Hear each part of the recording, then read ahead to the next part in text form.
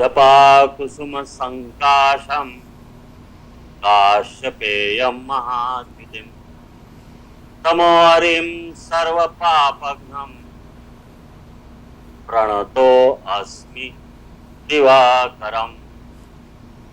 ओम सूर्यदेवाय नमः।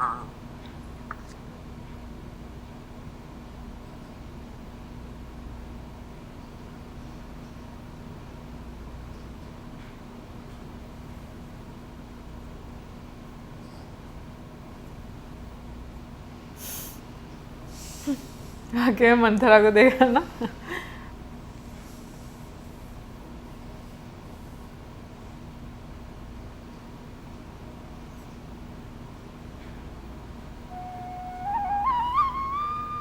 यहाँ पे रीति रिवाज होंगे। दीदी, राम सबसे बड़ा है, इसलिए उसका नेकचार सबसे पहले हो जाना चाहिए।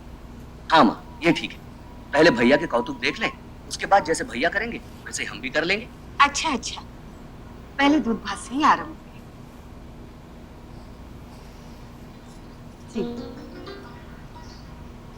सीता बेटी, अपने हाथ से दूध भात राम को खिलाओ और घुल मिल के एक हो जाए।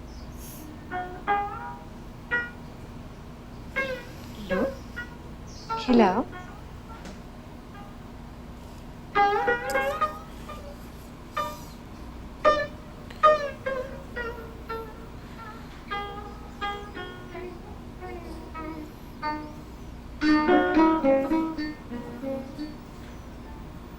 राम, अब तुम बहू को खिलाओ। शरारत बताने लगी। भैया, भाभी से उंगली बचाना, कोई जाल रचा जा रहा है। कैसे जाल रचा जा रहा है रे? अब बेटों से बढ़कर बहुएं हो रही है भैया। क्या बहू बहू लगा रखा है? अरे हमारी तो बेटियां हैं। राम, हाथ बढ़ाओ, खिला बहू को।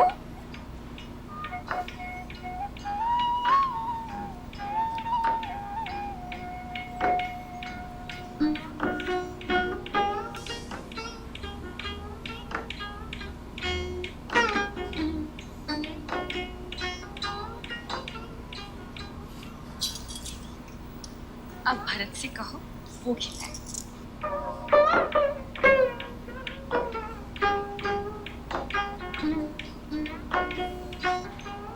चलो, अब तुम दोनों कंगना ढूंढो।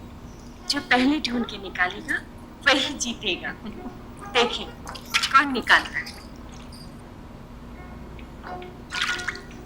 चलो जल्दी से ढूंढ के निकालो। सीता बेटी, ढूंढ लो। जल्दी करो ना। हाथ बढ़ाओ भैया, जल्दी करो, मैं तो भाभी जीत जाएंगी।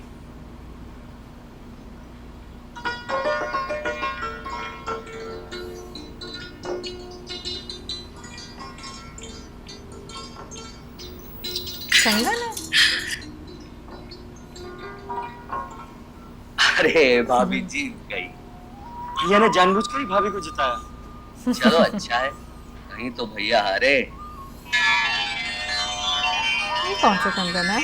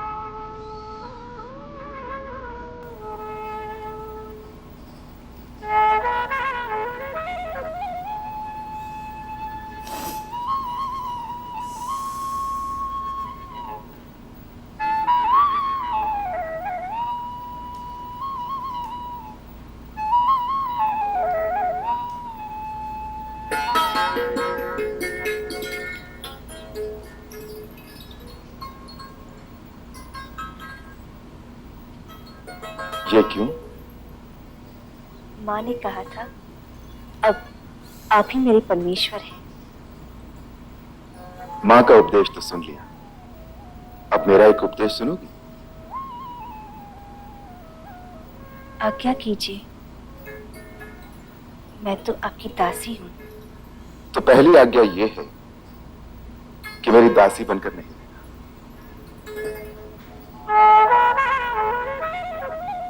मेरी अर्धांगिनी, मेरी मित्र, सखा, साथी बनकर मेरे साथ चलना। मेरे हर अच्छे काम में मेरा साथ देना। और कभी मुझे पथ भ्रांत होते देखो तो मुझे भटकने से रोकना। एक अच्छे मित्र, एक अच्छे साथी का यही कर्तव्य है। माता कैकेयी ने कहा था, प्रथम दर्शन की स्मृति को सजीव बनाए रखने के लिए कुछ भेंट अवश्य देना। मैं भेंट लाया हूं, हीरे मोती की नहीं, वरन भेंट स्वरूप आज मैं तुम्हें एक वचन देता हूं। राजाओं के यहां अनेक रानियों का रिवाज है, परंतु राम के जीवन में कोई दूसरी कभी नहीं आएगी। खूबसूरत गिफ्ट ये है। राम की प्रतिज्ञा है। जानती हो ये प्रतिज्ञा मैंने कब की थी? जब पुष्प वाटिका में मैंने तुम्हें पहली बार देखा। बिल्कुल इसी तरह। परेशान लग रहे हैं। हमें रह रहकर महाराज जनक की वो करुण मुद्रा याद आ रही है। आंखों में आंसू लिए, हाथ जोड़े हमारे सामने खड़े थे। उन्हें बहुत चिंता थी कि उनकी राजकुमारियों के साथ अयोध्या में कैसा बर्ताव। आपने तो केवल महाराज जनक की ही बात सुनी, परंतु महारानी सुनैना के मन में कितनी चिंता होगी, इसका अनुमान आप नहीं कर सकते, मैं कर सकती हूँ। स्त्री की वेदना स्त्री ही समझ सकती है। हमने विजयराज को आश्वासन दिया था कि उनकी पुत्रियों को हमारे यहाँ कभी कोई कष्ट नहीं होगा। कौशल्य, हमारा ये वचन निभाना तुम्हारा काम है। आप ये कहना चाहते हैं कि अयोध्या में कदाचित उनके साथ अच्छा बर्ताव न होने की आशंका भी है? नहीं नहीं, हम ये सोच भी नहीं सकते, परंतु केवल अच्छा बर्ताव ही तो पर्याप्त नहीं। सारा जीवन लाड प्यार में बिताने के बाद लड़की जब अकस्मात एक नए घर में आ जाती है तो उसके अंतर में कितनी घबराहट होती होगी। कौन कैसा बर्ताव करेगा, कौन क्या कहेगा, यही सोचती होगी। यही समय उन्हें आश्वासन देने का है, जिससे उन्हें लगे कि उन्हें अपने घर से भी अधिक प्यार यहां मिलेगा। तुम सबसे बड़ी हो, इसीलिए ये जिम्मेदारी हम तुम्हें सौंपते हैं। जैसे पलकों के बीच आंख की पुतली को संभाला जाता है, उसी तरह इन चारों को अपने प्यार के आंचल में लपेट के रखना। आप निश्चिंत रहिए, वो थोड़े ही दिनों में मिथिला को भूल जाएंगी। इस भाग के साथ रामायण का बाल कांड समाप्त हो गया। अब अगले भाग से अयोध्या कांड आरंभ होगा, जो चित्रकूट में श्री राम और भरत के मिलाप तक पहुंचेगा। मेरे विचार में तो रामायण में अयोध्या कांड सबसे महत्वपूर्ण कांड है, क्योंकि यही वो कांड है जिसमें जीवन की मूल मान्यताओं, असूलों और मूल्यों की परख हो। इसमें आप देखेंगे कि एक ओर स्वार्थ मनुष्य को कहां से कहां तक गिरा सकता है, तो दूसरी ओर त्याग और बलिदान उसे इतना महान बना सकता है कि वो स्वयं भगवान से भी ऊंचा दिखाई देता है। अयोध्या कांड में ऐसे ऐसे मार्मिक स्थान हैं कि मानव की क्रूरता, उसका स्वार्थ देकर हृदय फट जाता है। फिर भी उसमें एक मिठास है, एक काव्य है, एक अलौकिक रस है।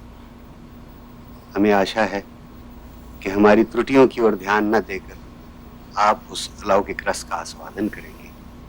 इसी विनय यानी के साथ कि अब इससे आगे कठिनाइयां जो है वो स्टार्ट होने वाली हैं। बिल्कुल, जो एंड पे एक बताया गया, लेकिन खैर शुरू से बात करते हैं। वाकई जो पिता होते हैं उनका दिल नहीं करता कि उनकी सरतान जो है वो उन्हें छोड़कर जो है वो दूसरे खालिस वर्ड सरतान, ओके, औलाद, ओके, उन्हें छोड़कर जो है वो कहाँ से आया भाई तुम्हारे दिमाग से? बस ऐसे ही चलते चलते जुबान पे आ गया दिमाग से। तो वो उन्हें छोड़ के जो है वो कभी ना जाएं, क्योंकि लाज़मी बात है बहुत प्यार मोहब्बत से जो है पाला होता है। जब वो जाते हैं घर से तो तकलीफ़ होती है। बेशक आप औलाद की बात करें, बेशक वो लड़का हो लड़की हो, जब वो घर से दूर जाते हैं तो माँ बाप को जो है वो दर्द महसूस होता है। क्योंकि यहाँ पे अगर हम राजा जनक की बात करें, उनकी बेटियाँ आईं, और राजा दशरथ की बात करें तो उनके बच्चे जब गुरुकुल गए थे तब उन्हें भी वो पीड़ा जो है वो महसूस हुई थी। फिर उसके बाद सॉरी गुरुकुल कह रहा हूँ, जब राम जी जो और लक्ष्मण जी जो है वो जंगल में गए थे। हाँ, मैं बाद में तब हाँ गुरुकुल में नहीं जंगल में गए थे, तब उन्हें जो है वो पीड़ा जो है महसूस हुई थी। तो वो उन्होंने बीच में जिक्र भी किया है कि जब राम जो है वो मेरे से दूर जाते हैं तो मुझे बहुत तकलीफ होती है। मुझे लगता है अगर हर माता पिता की सोच ऐसी हो जाए, कसम से ज़िंदगी और संसार ऐसे लगता है यही जन्नत है। यानी कि अगर एक लास्ट में जिस तरीके से जो राजा दशरथ हैं उन्होंने ये बोला ना कि मतलब ख्याल अच्छा बिहेवियर नहीं, मतलब बट एक रीअश्योरेंस भी उनको दी जाए कि वो यहाँ पर मतलब खुश रहेंगी। वो ऑब्वियसली एक जब जिस घर से आप आते हो उसके रीति रिवाज कुछ और होते हैं, लोगों का रहन सहन कुछ और होता है, मिजाज कुछ और होता है, बट आगे से लोग वेलकमिंग हों और आपको जज ना करें और छोटी छोटी बातों पर ये ना करें कि ये टोके ना कि भाई ये आप क्या कर रही हैं। बात समझाने का एक तरीका होता है, बिल्कुल समझाएं, लेकिन वो उसमें मिठास हो, उसमें तनकीद ना हो। तो मुझे लगता है कि लड़कियां बहुत जल्दी एडजस्ट हो जाती हैं, और फिर क्योंकि ऑब्वियसली लड़कियों का घर जो होता है वो उसके पति के साथ होता है। बट यहाँ पर जो राम जी ने गिफ्ट दिया ना, सच में मतलब मैं कहती हूँ खूबसूरत तरीन गिफ्ट। एक ऐसी आप कह लो कि एक ऐसा तोहफा है, ठीक है, मतलब आप कह लो कि जो आपको मेरे ख्याल में जिसके आगे हर तरह की चीज़ें जो है ना मांद पड़ जाती हैं, हर तरह का गिफ्ट जो है वो मांद पड़ जाता है। क्योंकि ये एक पत्नी को एक ऐसी कह लो कि श्योरिटी होना कि उसका जो साथी है वो सिर्फ उसके लिए, इससे ज़्यादा खूबसूरत और कोई फीलिंग नहीं हो सकती। तो मैं कहूँगी कि बहुत बहुत ही खूबसूरती से बयां किया गया। जिस तरह से उन्होंने ये भी बोला कि आप मेरी दासी नहीं हैं, आप मेरी साथी हैं, और उनको इक्वल पद दिया गया है।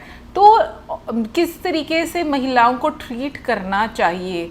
और अनफॉर्चुनेटली कभी कभी बहुत सारे जगहों पर हम देखते हैं कि सोसाइटी में जिस तरह से ट्रीट किया जाता है, तो मुझे लगता है कि अगर सोसाइटी सच में अच्छे रूल्स फॉलो कर ले ना तो अपनी ज़िंदगी भी आसान हो जाएगी, बाकी सबकी भी मतलब वो खुशगवार जो है वो बन जाएगी।